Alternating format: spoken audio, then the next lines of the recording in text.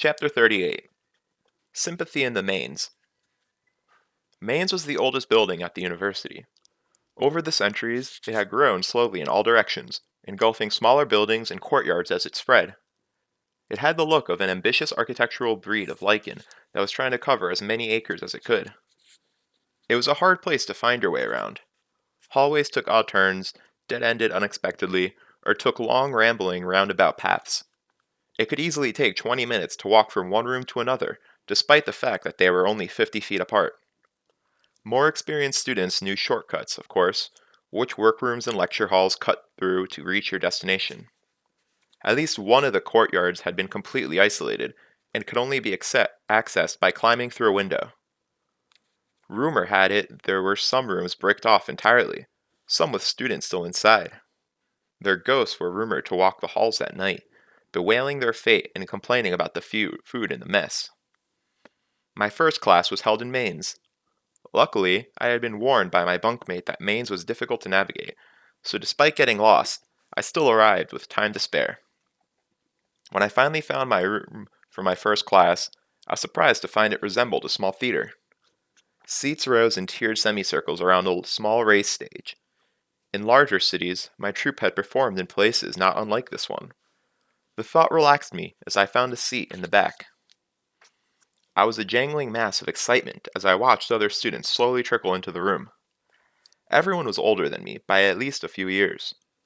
I reviewed the first 30 sympathetic bindings in my head as the theater filled with anxious students.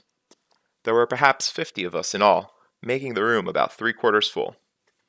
Some had pen and paper with hardbacks to write on. Some had wax tablets. I hadn't brought anything, but that didn't worry me over much. I've always had an excellent memory. Master Hem entered the room and made his way onto the stage to stand behind a large stone work table. He looked impressive in his dark master's robes, and it was bare seconds before the whispering, shuffling theater of students hushed to silence. "So you want to be arcanists," he said.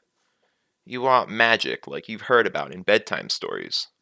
You've listened to the songs about Taborlin the Great. Roaring sheets of fire, magic rings, invisible cloaks, swords that never go dull, potions to make you fly." He shook his head, disgusted.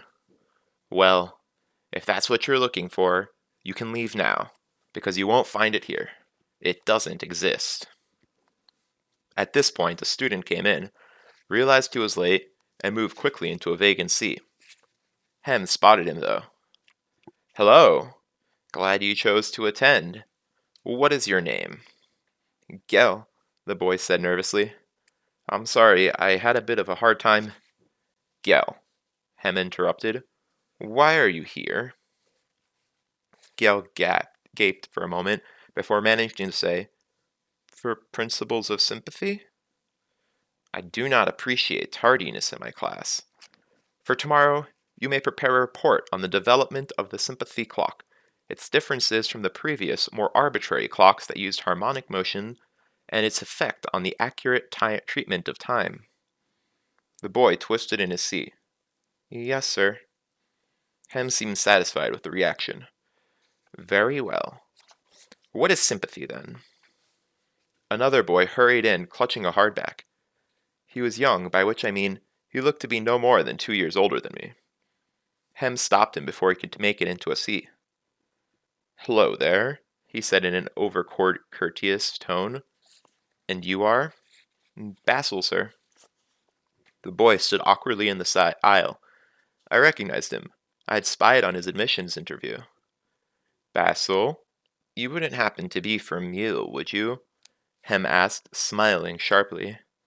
"No, sir." "Ah," Hem said, feigning disappointment. "I had heard that Ilish tribes use the sun to tell time, and as such, have no true concept of punctuality.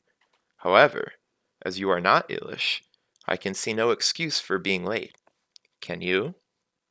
Basil's mouth worked silently for a moment, as if to make some excuse, but then apparently decided better of it. "No, sir." "Good.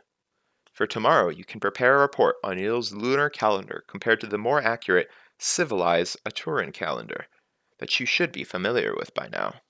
Be seated." Basil slunk wordlessly into a nearby seat like a whipped dog. Hem gave up all pretext of lecture and lay in wait for the next tardy student. Thus it was that the hall was tensely silent when she stepped hesitantly into the room. It was a young woman of about 18, a rarity of sorts. The ratio of men to women in the university is about 10 to 1. Hem's manner softened when she entered the room. He moved quickly up the steps to greet her. "Ah, my dear, I am suddenly pleased that we have not yet begun today's discussion." He took her by the elbow and led her down a few of the steps to the first seat available. She was obviously embarrassed by the attention. "I'm sorry, Master Hem. Mainz is bigger than I'd guessed." "No worry," Hem said in a kindly fashion. "You're here, and that's what matters."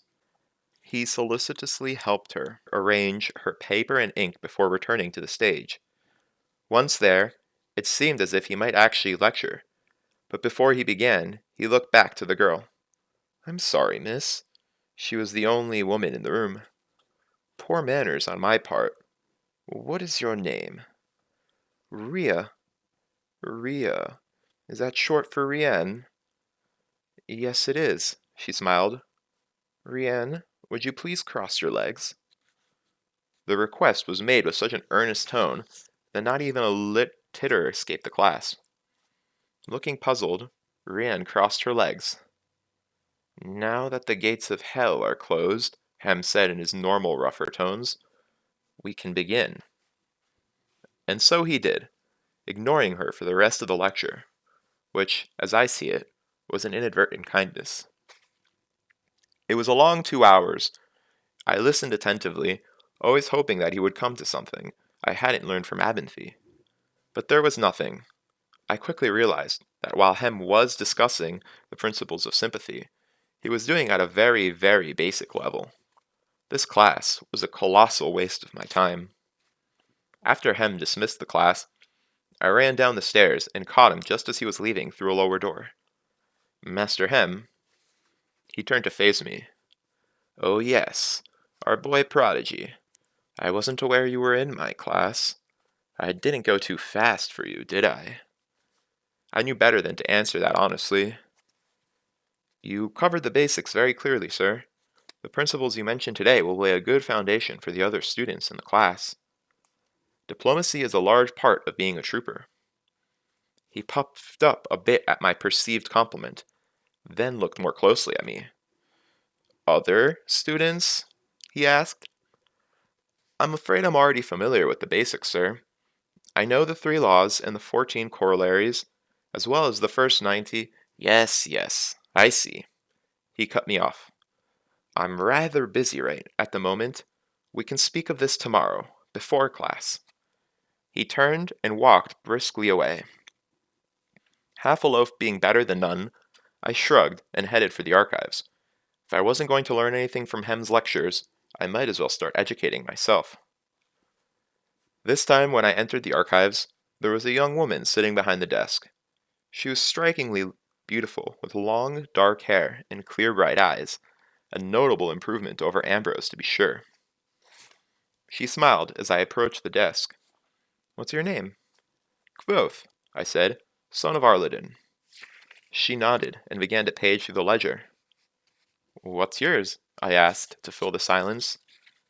"Fella," she said without looking up, then nodded to herself and tapped the ledger. "There you are. Go on in."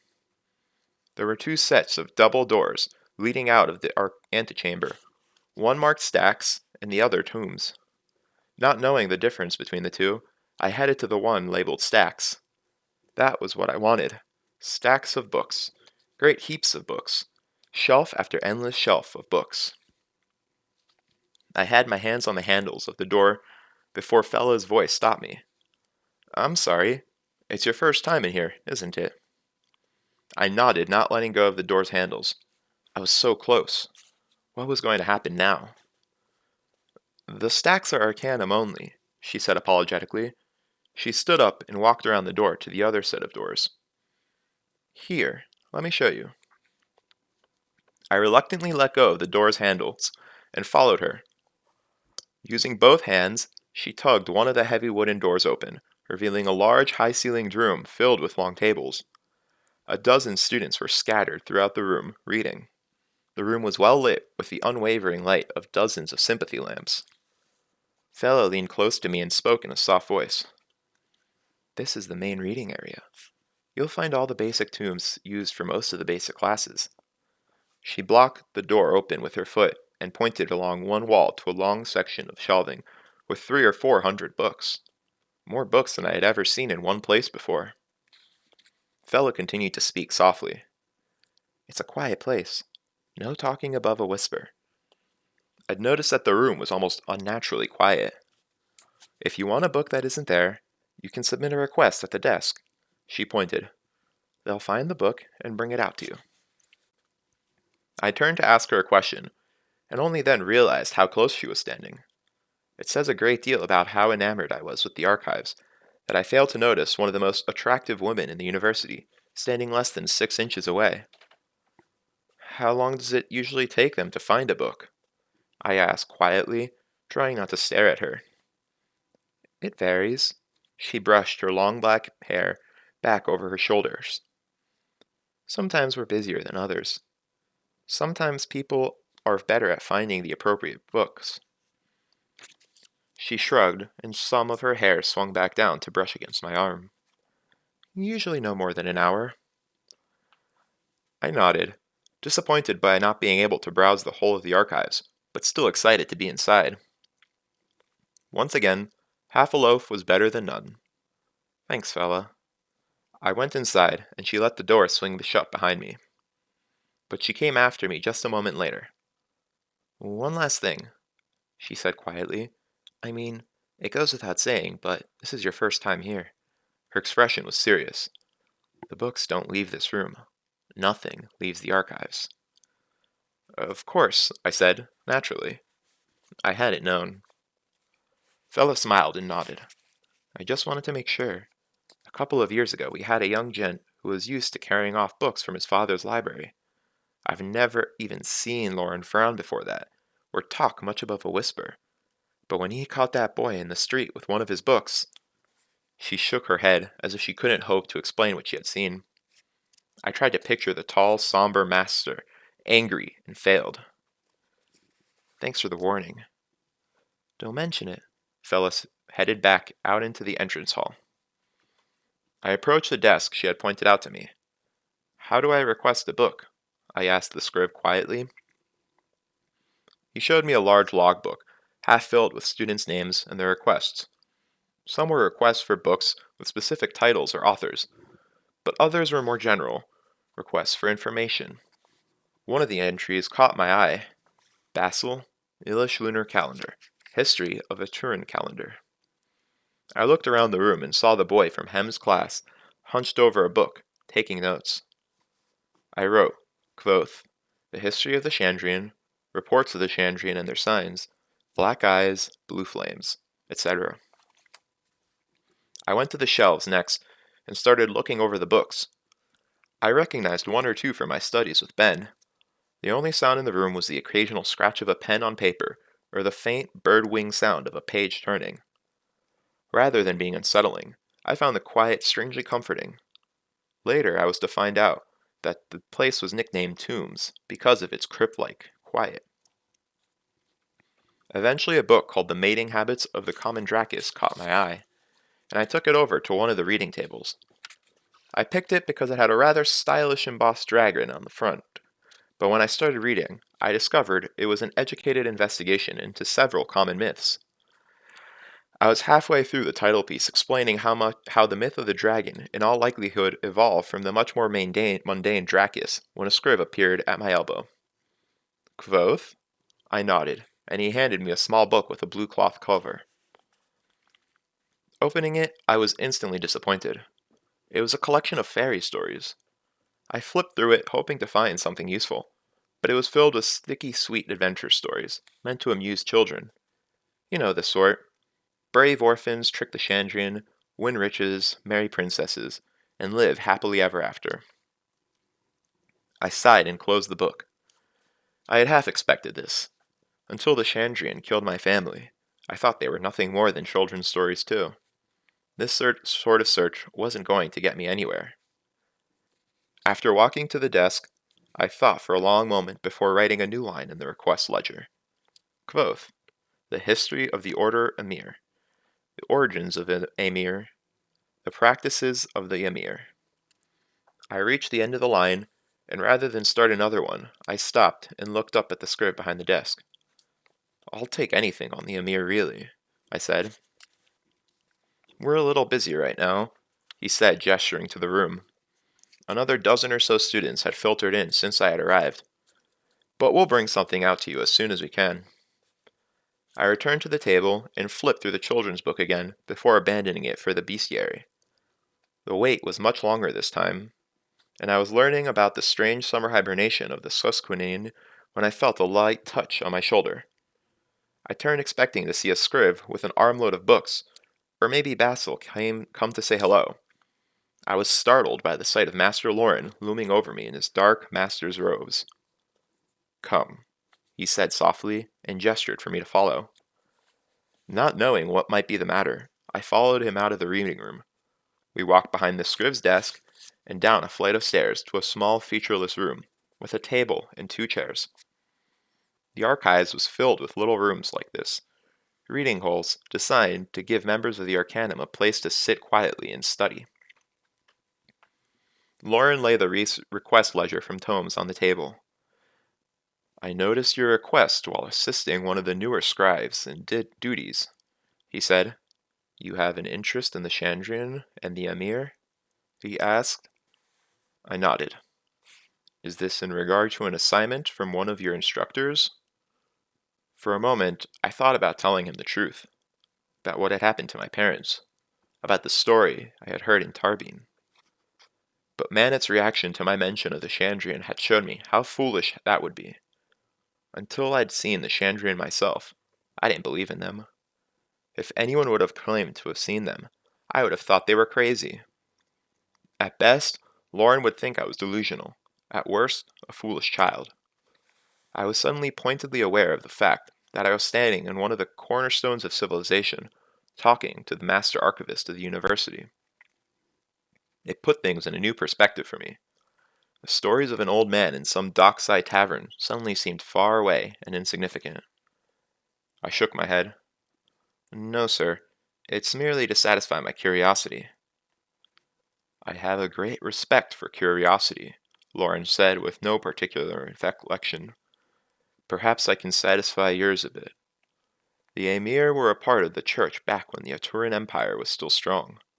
Their credo was Ivare enem eguge, which roughly translates as, for the greater good. They were equal part knight-errant and vigilante.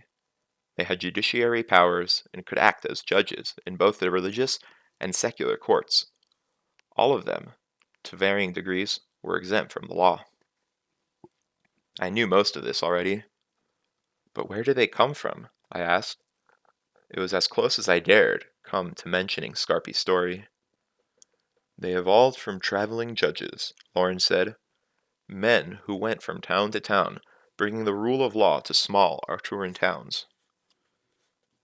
They originated in Atur, then? He looked at me. Where else would they have originated? I couldn't bring myself to tell the truth, that because of an old man's story, I suspected the Emir might have roots much older than the Aturan Empire, that I hoped they might still exist somewhere in the world today. Lauren took my silence as a response. A piece of advice, he said gently. The Emir are dramatic figures. When we are young, we all pretend to be Emir and fight battles with willow-switch swords. It is natural for boys to be attracted to these stories. He met my eyes. However, a man, an arcanist, must focus himself on the present day. He must attend to practical things. He held my eyes as he continued to speak. You are young. Many will judge you by that fact alone. I drew a breath, but he held up a hand. I am not accusing you of engaging in boyish fancy. I am advising you to avoid the appearance of boyish fancy. He gave me a level look, his face as calm as always. I thought of the way Ambrose had treated me, and nodded, feeling color rise to my cheeks. Lauren brought out a pen and drew a series of hashes through my single line of writing in the ledger book. I have a great respect for curiosity, he said, but others do not think as I do. I would not see your first term unnecessarily complicated by such things. I expect things will be difficult enough for you without that additional worry. I bowed my head, feeling as if I'd somehow disappointed him. I understand. Thank you, sir.